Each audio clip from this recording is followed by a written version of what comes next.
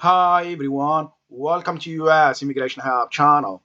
In today's video, we are going to talk about how to file Form I-824, which is application for action on an approved application or petition. We are going to talk about the filing fee, supporting documents, and where to file. If you are new to this channel, my name is Liman and I make videos for a family-based immigration to simplify the immigration process and give you a confidence to go through your immigration journey by yourself. First of all, I am not an immigration attorney.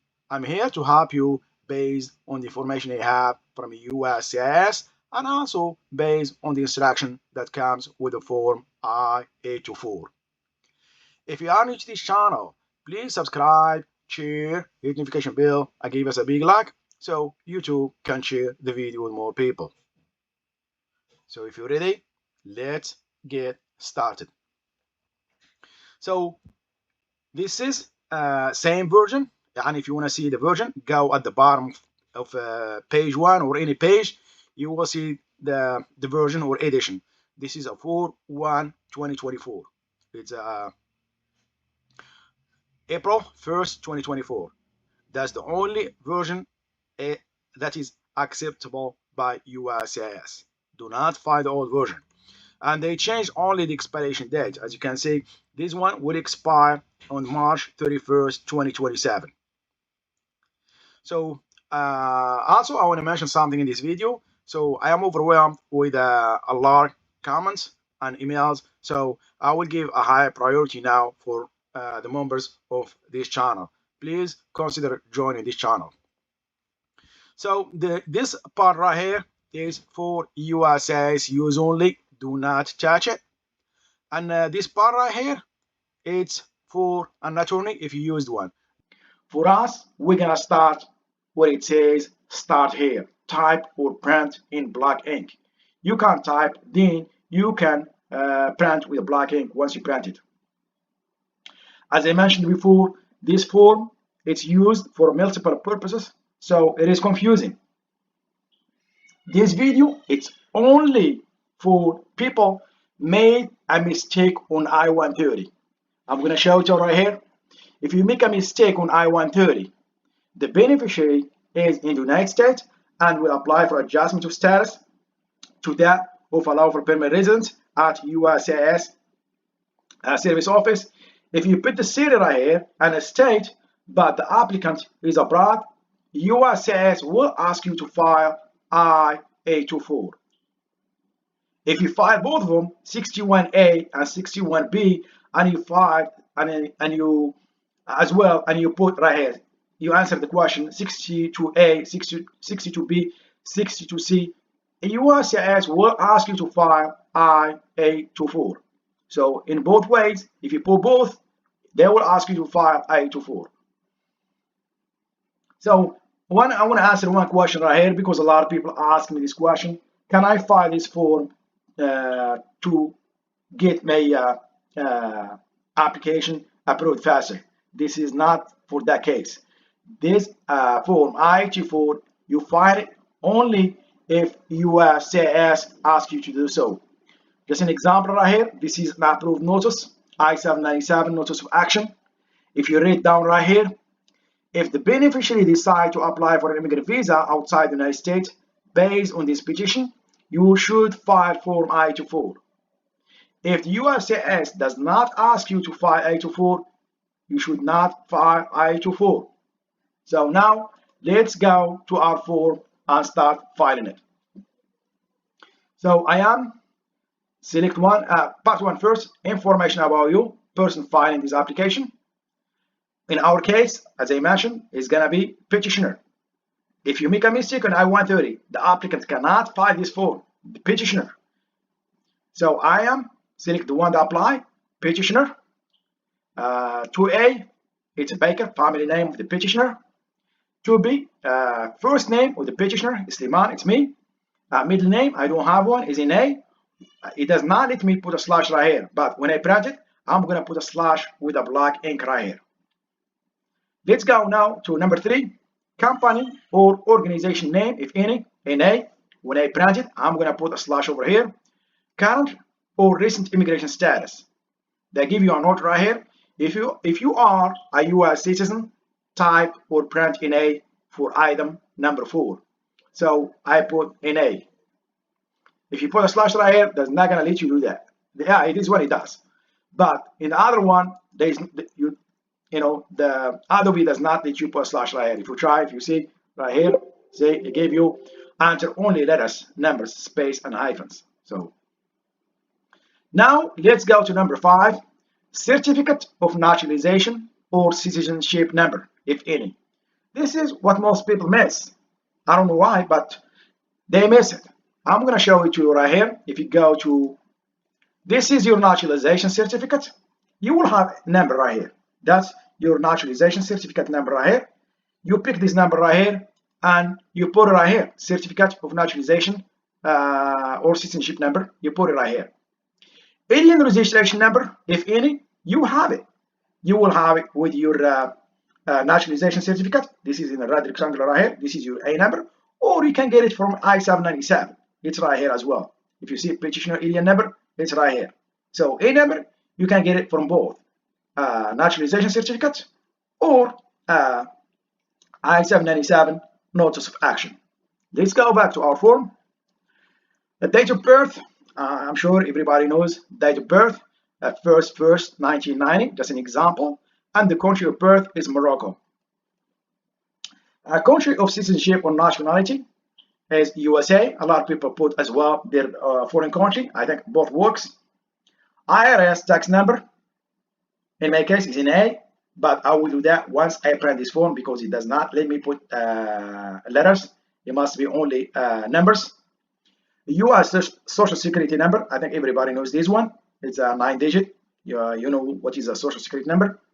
The USCIS online account number, you will have it only if you process your previous petition online. Mine, I filed a version paper, but USCIS decided to process my case online, and they sent me a I-797C. They sent me the USCIS online account with notice type USCIS account access notice. I used my account right here, USCIS online account, and I log in my account and I see all the information I submitted to USCIS. So if you have it, it's right here, USCIS online account. And always will start with IOE number. So if you have IOE number, you have USCIS online account. So you enter it right here, 12. So mailing address, in care of name, Baker Sliman, 13B, it's 100, Robert Run, it's going to be a United States address, state or town, Indianapolis, state, Indiana, and a zip code is 46254. The country, of course, automatically, once you select the state, country, USCIS will populate right here. Well, we're still talking about part 1, information about you.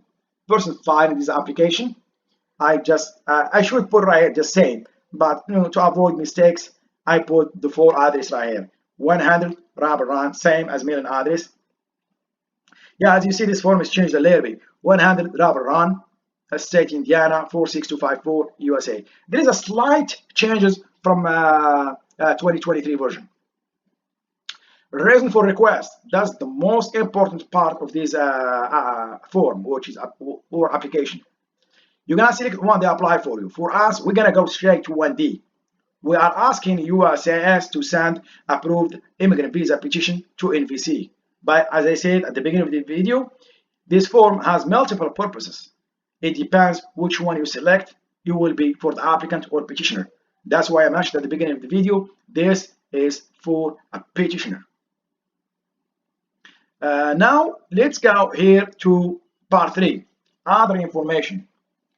Provide the following information about the principal beneficiary of the preview application or petition if other than you. So 1A, form number of previously approved application or petition, in my case is I-130. Receipt number on form I-797, notice of action. You're gonna check this one right here. It is very simple. I show it to you right here. If you go right here, you can have it from here, receipt number, or you can have it from I-797 right here. The same thing, receipt number. you can copy this number right here and put it on I-797, a receipt number, IOA, and you put your number. Filing date of application or petition, you can get it from your I-797. Filing is going to be received date. You put the received date right here, copy it, and then type it right here. Filing date of application or petition. Approval date, however, it's going to be notice date. That's what you enter right here. Notice date for approved date. Family name for the applicant. In my case, it's Bushi. Given name is Nora. Middle name is NA. When I print it, I'm going to put a slash right here. Just always I'm going to see that, but so we can remember. Date of birth is 01/01/1990. Country, it's Morocco. Alien registration number. If you have I-797, the beneficiary has a number as well. If you can see right here, beneficiary, it's already USCIS, already assigned a number right here. You can copy from right here and type it right here. Now, 2G day, time, telephone number. It's a Moroccan phone number. I put it right here. Mailing address. 3A, in care of name, Bushi Nora, that's my spouse. Street number and name, 300 حي المسيرة. City or town is Kenifra. Province is Kenifra. Postal code 54,000, and the country is Morocco. These addresses differs from country to country, so we're not gonna be the same. We're still talking about part 3, other information. This is physical address. I want to put right here, same. I put the whole address, 300 حي المسيرة, Kenifra, 54,000, Morocco for the country. Now for dependents. You can answer these questions only if you selected option 1C. I'll show it right here. Only if you selected 1C. Now let's go to the form. It's better. It is very simple. If you selected only 1C, right here. If you find this form as a what and you check 1C, you must answer dependence action, dependence section. So in our case, we did not. We selected 1D to transfer the approved petition to NVC. So this part right here will be for us. We're not gonna do nothing with it because we did not select option 1C. So we're gonna go straight to part 4. Now, let's talk about part 4. Applicants, contact information, certification, and signature. First, let's talk about the applicant's contact information. Provide your daytime telephone number, mobile telephone number, and email address. So you will need applicant's daytime telephone number. For me, I put the same, my mobile and the same as the daytime telephone number. So that's how I did mine. So for number 3, I need you need an email. This applicant's email address. One text here, it is confusing. This form is used for multiple purposes. So if you can see right here, they see applicants. If you are filing I-824 to transfer your approved petition from USCIS to NVC, you are a petitioner, not applicant. It is confusing. That's why this form is confusing. Basically, this form, if you file I-824 to request USCIS to move your approved petition to NVC, you are a petitioner, not the applicant. Now let's go to applicant certification and signature. Read this law right here. Just I'm going to go straight to date of signature. I'm going to put the date and then I'm going to sign it once I print it. Do not initial or put your full name right here. It must be signed with a black ink. A lot of people, they email me or text me. They tell me we forgot and we signed it with a blue ink. It will be rejected. It must be signed with a black ink. I'm going to repeat this again. Black ink. Now, if you use interpreter, that's part 5. Interpreters, contact information, certification, and signature. If somebody helped you interpret this form, you must put the full name, given first name, the business if he has any, and then you have the telephone number, mobile and daytime telephone number, and the email address of the interpreter. Here, interpreter certification and signature. Here, the interpreter must add the language right here that you use to interpret this form for you, and then sign it and date it. Same way right here. For signature, it must be signed with a black ink. Do not use any other color except black. For prepare, that's part 6, contact information, declaration, and signature of the person preparing this application, if other than the applicant. Prepares for name. If somebody prepared this form for you, you must, the preparers must fill this information right here. Family name, first name, prepares contact information. You will need a mobile, daytime telephone and mobile telephone number, and then email address of the preparer. Then signature of the preparer, same way, it must be signed with a black ink, then dated. Everything must, you must use a black ink. So do not use any other color.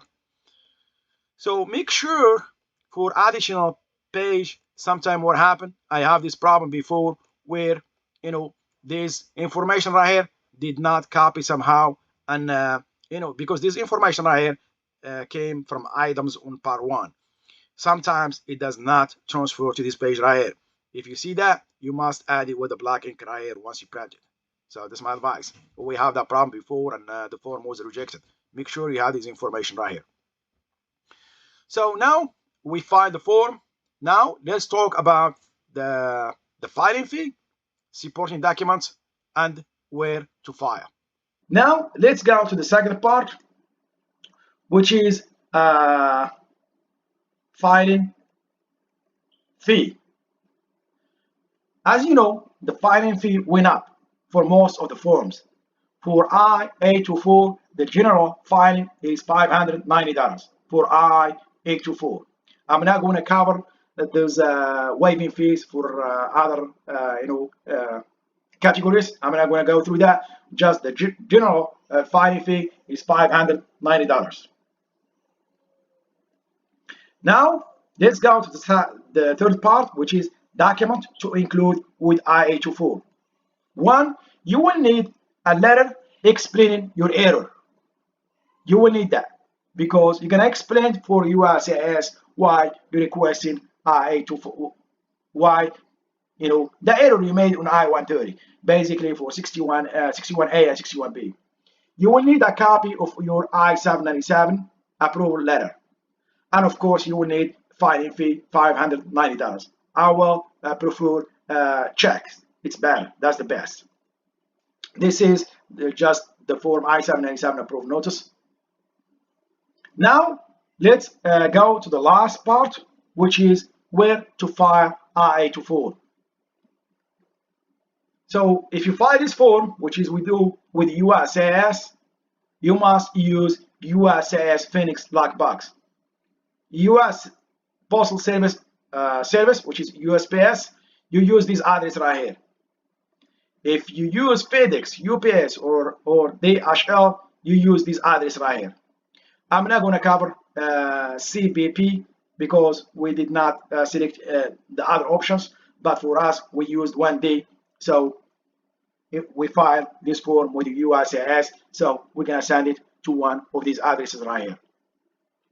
So this is the end of this video. I hope you like it. If you do, please subscribe, share, hit the notification bell. Thank you, and see you next video.